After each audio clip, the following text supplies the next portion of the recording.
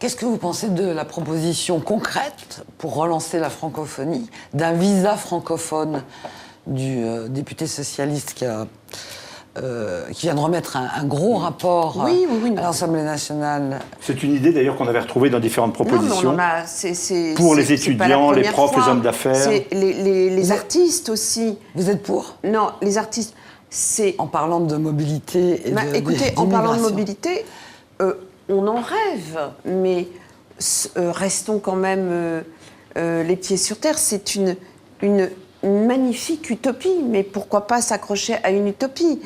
Par contre, la réalité, oui, et ça, le ministre Laurent Fabius et le ministre Manuel Valls, mais vraiment, ont mis et ont fait des notes à tous nos consulats, etc., d'accélérer les visas pour les artistes, les chercheurs, les étudiants, sachant que nous avons quand même hérité de cette loi Guéant atroce, inhumaine, voyant dans chaque étudiant un futur travailleur immigré.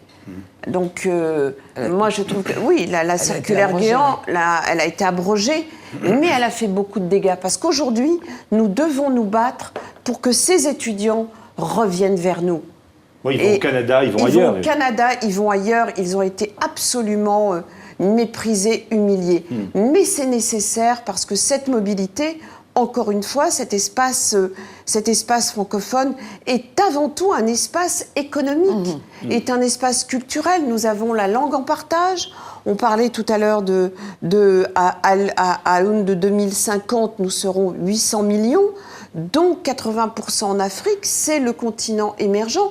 Mais nous devons pousser cette jeunesse à devenir mobile.